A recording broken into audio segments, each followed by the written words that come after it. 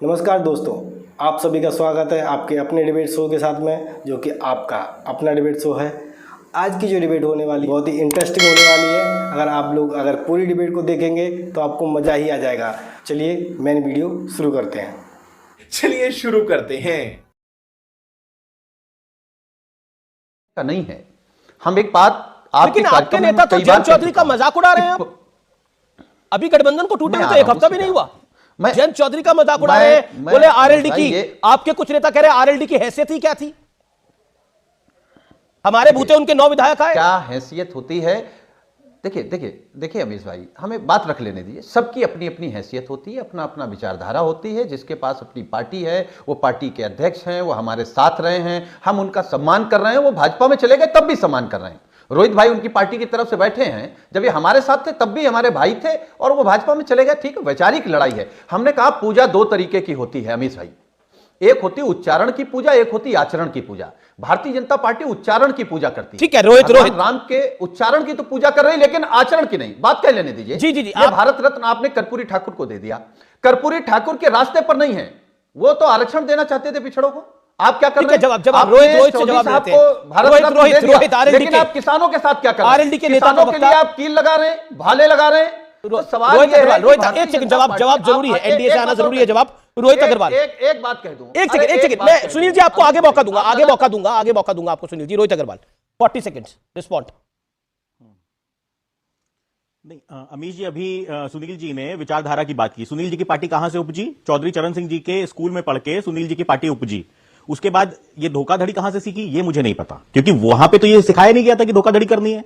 अब ये चाहते हैं कि कैंडिडेट इनका हो और मुखौटा हमारा हो, मतलब सिंबल हमारा हो, कैंडिडेट इनका हो। मतलब आप 7 सीट देंगे, और 7 सीट देने के बाद आप ये चाहते हो हमसे कि हम अपने कार्यकर्ता के साथ, जो हमारा झंडा उठा रहा है, हमारी पार्टी को बढ़ाने का काम कर रहा है, हम उसका हक मारते रहे। 2022 में आपने यही किया, उसके कारण निरंतर आप सरकार नहीं बना पाए, हमारी परफॉर्मेंस खराब हुई। और यही आप 2024 में करना चाहते थे कि इनकी स्थिति ये थी, इनकी मानसिकता ये थी, ये चाहते थे कि कैंडिडेट तो इनका हो और सिंबल हमारा हो, क्योंकि पश्चिम उत्तर प्रदेश में समाजवादी पार्टी के अध्यक्ष बिना माननीय जयंत चौधरी जी के पैर नहीं रख सकते हैं। इसलिए ये चाहते थे कि हमारा मुखौटा लेके इनके कैंडिडेट को उतार दो। हम अपने कार्यकर्ता के साथ कितने दिन तक अन्याय करेंगे? हम अपने कार्यकर्ता का हक कब तक मारने का काम करेंगे? तो ऐसी स्थिति में ये इनसे अलग हो जाना ही बेहतर था। क्योंकि आप ये समझिए, आप अपने घटक दल के साथ अगर धोखाधड़ी कर रहे हो, अपने सहयोगी के साथ धोखाधड़ी कर रहे हो, तो आप जनता का क्या भला करोगे? ये कैसा शिष्टाचार है कि आप चाहते हो कि आपका घटक दल पूर्वी उत्तर प्रदेश में चुनाव ही ना लड़े?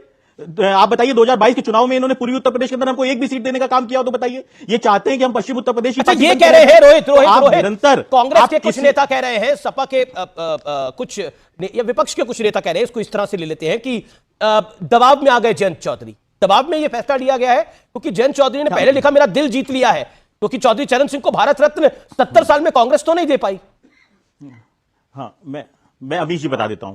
चौधरी चरण सिंह जी को भारत रत्न मिला, ये ना सिर्फ चौधरी चरण सिंह जी का सम्मान है, ये करोड़ों किसानों का सम्मान है, ये करोड़ों चौधरी चरण सिंह जी के मानने वाले अनुयायियों का सम्मान है। और जब माननीय जयंत चौधरी जी चौधरी चरण सिंह जी की विचारधारा को सदन में बोलना चाहते थे, तो कांग्रेस के नेता क्या करते हैं? वहां पे हूटिंग करने का काम करते हैं। वो कहते हैं उधर जाओ, उधर जाओ। किसने शुरुआत की? कांग्रेस ने शुरुआत की कि कांग्रेस सदन के अंदर माननीय जयंत चौधरी जी को चौधरी चरण सिंह जी की विचारधारा नहीं रखने देना चाहती है, क्योंकि चौधरी चरण सिंह एक परिवार से नहीं आते थे, वो गांधी परिवार से नहीं आते थे। अगर गांधी परिवार के किसी व्यक्ति को अगर भारत रत्न मिला होता तो शायद इनको कोई आपत्ति ना होती कि वहां पे गुणगान किया जाए। चौधरी चरण सिंह जी की विचारधारा कांग्रेस को दिक्कत हो गई।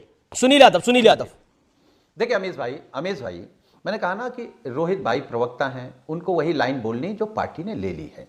कल तक हमारे साथ रहकर के भाजपा के खिलाफ बोल रहे थे, जयंत चौधरी जी खुद भाजपा की लाठी खा रहे थे।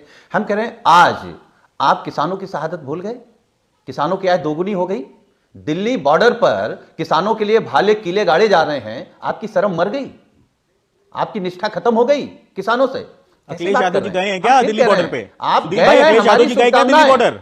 अरे सुन लो, हम आपके बीच नहीं बोल रहे थे, और मुझे लगता है आप भाजपा में गए हैं, आप पूरे उत्तर प्रदेश में चुनाव लड़ने, भाजपा एक सीट न लड़े, हमारी शुभकामनाएं हैं। लेकिन हम देखेंगे इस चुनाव के बाद क्या होगा आपका, क्योंकि आप जिस पश्चिमी उत्तर प्रदेश की बात कर रहे हैं वहां आपका केवल दल बचा है, सुनील यादव जी छोड़ गए आपको। आपकी पार्टी बचेगी या नहीं बचेगी, आप इसकी चिंता करिए, हमारी चिंता मत करिए, क्योंकि आप तो हमारे से ही निकले हुए पार्टी हैं। आप इन्हीं से जो बुलवा है लीजिए। आप चौधरी चरण सिंह जी की कक्षा में पढ़ के ही पास हुए थे और वहीं से निकली हुई पार्टी हैं आप, तो आप हमारी चिंता मत करिए, हमारी विचारधारा यहीं पे कायम रहेगी। हमारी विचारधारा क्लियर है, चौधरी चरण सिंह जी की विचारधारा को मजबूत करना। तो ऐसी स्थिति में आप हमारी चिंता मत करिए, आप अपनी पार्टी की चिंता करिए कि इस चुनाव के बाद आपकी पार्टी बचेगी कि नहीं बचेगी। क्योंकि जिस तरीके से आपके नेता गाली गलौज करते हैं दूसरों के धर्म पे, जिस तरीके से मैंने स्वयं आवाज उठाई थी और तब मुझे बताया गया था कि अखिलेश यादव जी ने मना कर दिया है स्वामी प्रसाद मौर्य को कि दूसरे के धर्म पे बात मत करो, परंतु 2 दिन पहले फिर गाली गलौज की उन्होंने। तो आपके यहां तो एक कल्चर हो गया है कि दूसरे के धर्म पे गाली दो, दूसरे की जाति पे गाली दो। ठीक है, जवाब